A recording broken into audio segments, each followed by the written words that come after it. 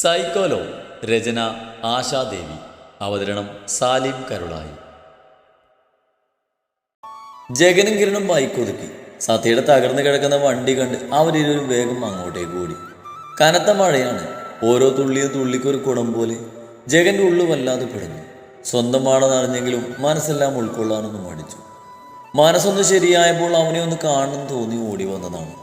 ആ സമയം കണ്ടതോ ശിവാനിയെ കൊല്ലാൻ ശ്രമിക്കുന്ന ഒരുത്തനെയും. കാണാൻ കൊതിച്ച് ചേർത്ത് പിടിക്കാനായി ഓടി വന്ന തനിക്ക് സത്യ ഇങ്ങനൊരവസ്ഥയിൽ കാണേണ്ടി വരുമെന്ന് അവൻ സ്വപ്നത്തിൽ പോലും ഓർത്തില്ല. ഇരുവരും ചേർന്ന് അവിടെയൊക്കെ അരിച്ചു പെറുക്കി. ആദ്യം ആളുകൾ സഞ്ചരിക്കാത്ത സ്ഥലമാണത്. റോഡിലേക്ക് ഒലിച്ചിറങ്ങിയ രക്തം കണ്ട് ഇരുവരും ഒന്ന് പകച്ചു പോയി. ഓടിച്ചെന്ന് നോക്കിയപ്പോൾ അവരുടെ സംശയം പോലെ സത്യ തന്നെയായിരുന്നത്. സത്യ! കിരൺ ഓടിപ്പോയി അവനെ പതിയെ താങ്ങിയെടുത്തു. രക്തം വല്ലാതെ ഒഴുകിയിറങ്ങുന്നുണ്ട്. സത്യയെ എങ്ങനെ കണ്ടത് ജഗന്റെ കണ്ണുകൾ നിറഞ്ഞുപോയി. തൻ്റെ പൊന്നനിയനാണ്. സ്നേഹത്തോടെ ഇന്നുവരെയും പരസ്പരം നോക്കിയിട്ട് പോലുമില്ല. മനസ്സ് വല്ലാതെ പിടഞ്ഞു.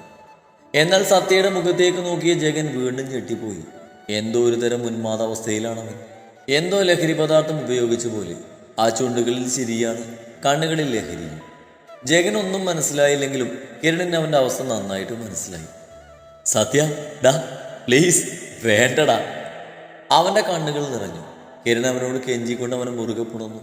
സ്വന്തം മുറിവിൽ തന്നെ കൈവിരൽ ഉപയോഗിച്ച് കുത്തിക്കുളിച്ച് ആ മുറിവിനെ വലുതാക്കി അതിൽ നിന്ന് കിട്ടുന്ന വേദനയിൽ ലഹരി കണ്ടെത്തുവാണ് അവൻ. ആ അവസ്ഥ മറ്റുള്ളവരെ വല്ലാതെ ഭയപ്പെടുന്ന അവൻ്റെ ദയനീയ അവസ്ഥ. കുഞ്ഞ്! സത്യയുടെ നാവുകൾ കുഴച്ചിലൂടെ ഉരയാടിയതും കിച്ചുവിന് സങ്കടം സഹിക്കാനായില്ല. അവൻ വേഗം സത്യയെ വാരിയെടുത്തു. അവൻ്റെ ബലത്തിൽ കിരണൊന്ന് വേച്ചുപോയി. ആ സമയം ജഗൻ ഓടി വന്ന് അവനെ സപ്പോർട്ട് ചെയ്തു.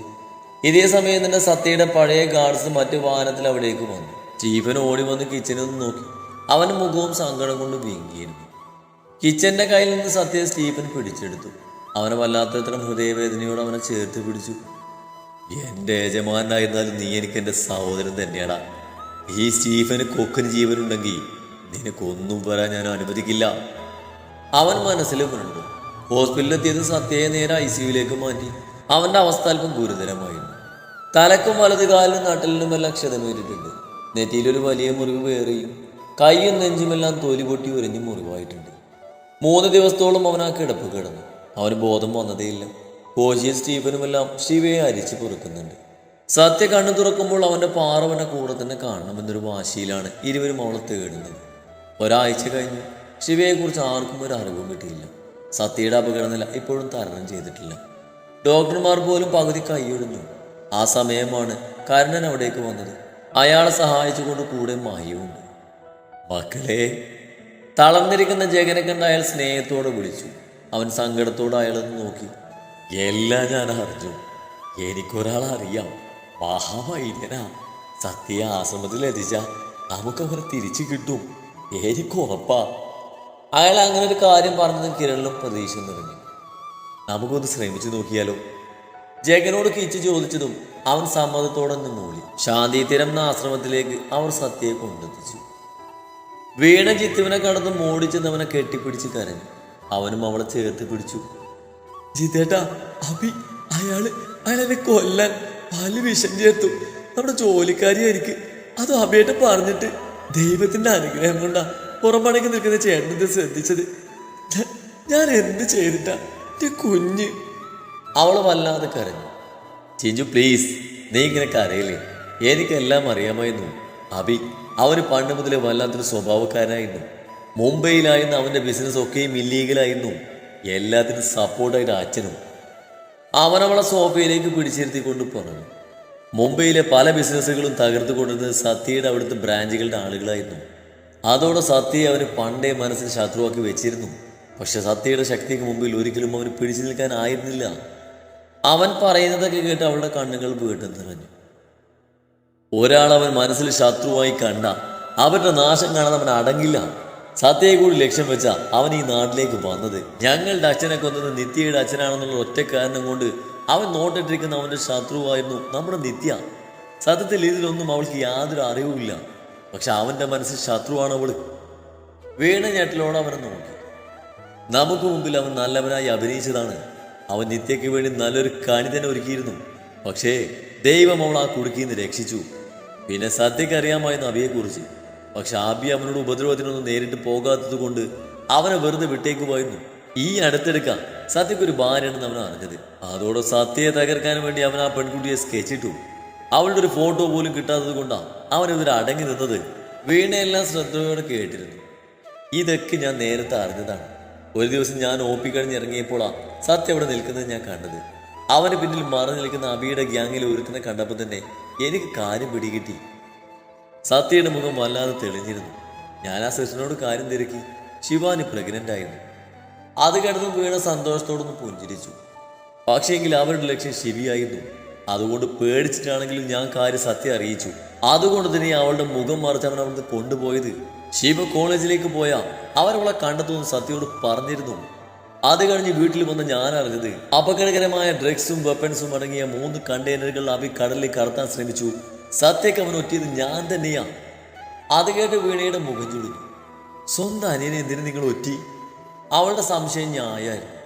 കാരണം അവനെ നെത്തിയോട് മാത്രമായിരുന്നില്ല, നിന്നോട് കൂടിയായിരുന്നു പക. നിന്നെ ഞാൻ സ്നേഹിച്ചത് കൊണ്ട് അവനവൻ്റെ അച്ഛനെ നഷ്ടമായതെന്നാണ് അവൻ വിശ്വസിക്കുന്നത്. അതുകൊണ്ട് നിന്നെ കൊല്ലാൻ അവൻ ശ്രമിക്കുന്നുണ്ടായിരുന്നു. ഒറ്റയ്ക്ക് അവനെ നേരിടാൻ എനിക്ക് ആകുമായിരുന്നില്ല. അതുകൊണ്ടാണ് ഞാൻ സത്യക്ക് അവൻ ഒറ്റുകൊടുത്തത്. വേറെ വഴിയില്ലായിരുന്നു എനിക്ക്. പക്ഷേ അവൻ മറ്റൊരു പണി ഒപ്പിച്ച് സത്യയുടെ മാൻഷനിൽ കയറി അവരവൻ അറ്റാക്ക് ചെയ്തു.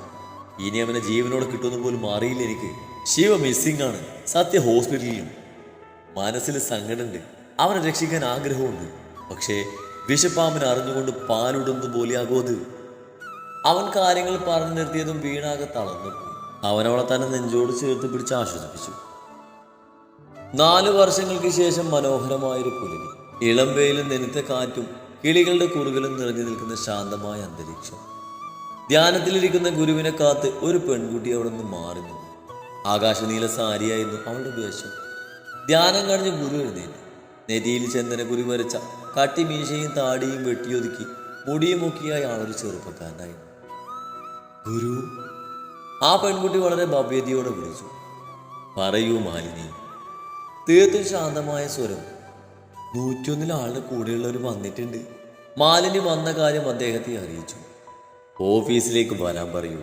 പിന്നെ അയാളെയും വിളിച്ചോ. ശരി ഗുരു. അവർ തിരികെ പോയി. ഗുരു ഓഫീസിലെ തൻ്റെ ചെയറിലിരുന്നു. May I come in sir?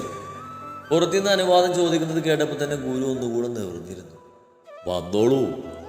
അനുവാദം ലഭിച്ചതും കിരണും ജഗനും അകത്തേക്ക് കയറി വന്നു. അവരെ കണ്ടതും ഗുരു പരിതഭാവത്തിലൊന്ന് പുഞ്ചിരിച്ചു. ഇരിക്കൂ. ഗുരു പറഞ്ഞതും ഇരുവരും സന്തോഷത്തോടെ തന്നെ ഇരുന്നു. ഗുരു, ഒരുപാട് നന്ദിയുണ്ട്. ഞങ്ങൾക്ക് അവനെ തിരിച്ചു കിട്ടുന്ന ഒട്ടും പ്രതീക്ഷിക്കാത്ത സാഹചര്യത്തിൽ നിന്നാണ് സാറ് ഞങ്ങളെ സഹായിച്ചത്. കിരൺ വികാരഭരിതമായി പറഞ്ഞു. ഏയ്, എൻ്റെ കർമ്മം ഞാൻ ചെയ്തു, അത്രമാത്രം. ബാക്കിയൊക്കെ ദൈവ സഹായിച്ചത്. നന്ദി അവിടെ അറിയിക്കൂ. ഗുരു പറഞ്ഞതും ഇരുവരും ഒന്ന് പുഞ്ചിരിച്ചു. സത്യദേവ് ഇപ്പോൾ ആരോഗ്യവാനാണ്. അയാളെ നിങ്ങൾക്ക് കൂടെ കൊണ്ടുപോകാം. പക്ഷെ ഇപ്പോഴും ഞാൻ പറയുന്നു, ശിവാനി ആ കുട്ടിയെ കണ്ടിട്ടില്ലെങ്കിൽ അയാളൊരു മുഴുഭ്രാന്തിലേക്ക് വീണു പോകാൻ സാധ്യതയുണ്ട്. ആ കുട്ടി വളരെ ഭാഗ്യവതിയാണ്.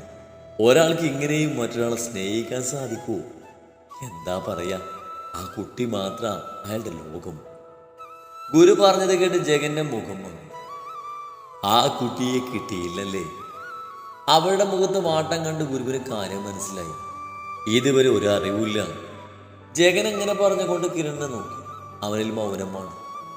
കുറച്ച് സമയം കഴിഞ്ഞപ്പോൾ വെളുത്ത ഷർട്ടും മുണ്ടും ധരിച്ച് നെറ്റിയിൽ ഭസ്മക്കുറിയും ചാത്തി ഒതുക്കി വെട്ടിയ താടിയും മുടിയും കണ്ണുകളിൽ ശാന്തതയ്ക്കുമായി പുതിയ രൂപത്തിൽ സത്യ അവിടേക്ക് വന്നു. അവനെ കണ്ടതും അവരിരുവരുടെയും മിഴികൾ വല്ലാതെ വിറന്നുപോയി. അവനിൽ പഴയതിലും നല്ല മാറ്റങ്ങൾ അവർ കണ്ടുവെങ്കിലും ആ മുഖത്ത് ഇന്നും ആ പഴയ പ്രൗഢിയും ഗാംഭീര്യവും നിറഞ്ഞു നിൽപ്പുണ്ട്. ആ താ വന്നോ? സന്തോഷമായിട്ടിരിക്കണം. ഇവരൊക്കെ തന്നെ കൂടെ കൂട്ടാൻ വന്നതാ. എന്ത് സംഭവിച്ചാലും നേരിടാനുള്ള മനഃശക്തി കൂടെ വേണം. പോയി വരൂ. ഗുരു പറഞ്ഞത് സത്യയാളെ ശാന്തമായെന്ന് നോക്കി ശരിയെന്ന് തലയാട്ടി. കിരൺ ഓടി വന്നവനെ കെട്ടിപ്പിടിച്ചു. കിരൺ, നിനക്ക് സുഖാണോ? ഗൗരവം നിറഞ്ഞ അവൻ്റെ ശബ്ദം കേട്ടതും ആ പഴയ സത്യം തന്നെയാണ് തനിക്ക് മുമ്പിലുള്ളതെന്ന് അവന് മനസ്സിലായി. കണ്ണുകൾ നിറഞ്ഞെടുക്കുന്നത് അവൻ അറിഞ്ഞുവെങ്കിലും സന്തോഷത്തോടെ തന്നെ അവൻ അതിനൊന്ന് മൂളിക്കൊടുത്തു. പാറു, അവൾ സേഫ് അല്ലേ? അവൻ്റെ അടുത്ത ചോദ്യത്തിൽ ഉത്തരം മുട്ടി നിന്നുപോയി അവൻ.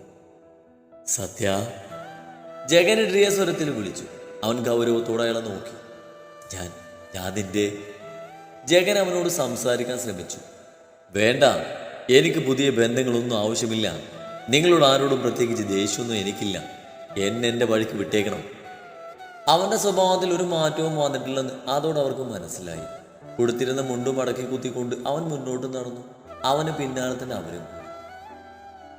മാളികശ്ശേരിയുടെ മുമ്പിൽ കാറ് വന്നു നിന്നതും ഷാരിയും ഓമനയും കൂടി ഉമ്മറത്തേക്ക് ഓടി വന്നു. സത്യ കിച്ചനെ കൂർപ്പിച്ച് നോക്കി. അവനെ നോട്ടം കണ്ട് പേടി തോന്നിയെങ്കിലും അവനത് മൈൻഡ് ചെയ്യാത്ത പോലെ ഇറങ്ങി. ശിവ ഇവിടെ ഉണ്ടാകുന്ന തോന്നലിൽ സത്യയും പുറത്തേക്ക് ഇറങ്ങി. അവനെ കണ്ടതും എല്ലാവരിലും സ്നേഹം നിറഞ്ഞു. ജഗൻ അറിഞ്ഞതിന് പിന്നാലെ സത്യ ഈ വീട്ടിലെ കുട്ടി തന്നെയാണെന്ന് സത്യം അവരും അറിഞ്ഞു. സത്യയുടെ കണ്ണുകൾ അവിടെയെല്ലാം ശിവയെ തേടിയലഞ്ഞു. കാണാൻ കൊതിച്ച മുഖം. അപ്പോഴാണ് അവൻ്റെ കാതുകളിൽ ആ കുഞ്ഞു കിളിക്കൊഞ്ചൽ വന്ന് പതിഞ്ഞത്. അഞ്ജുവിൻ്റെ കയ്യിലിരുന്ന് കുരുങ്ങിച്ചിരിക്കുന്ന കുഞ്ഞിപ്പെണ്ണ് കാണാൻ ഒരു കൊച്ചു പാവക്കുട്ടിയെ പോലെയുണ്ട്. സത്യയെ കണ്ട് നാണിച്ച അഞ്ജുവിൻ്റെ തോളിലേക്ക് ചാഞ്ഞു കിടക്കുവാണ് അവൻ.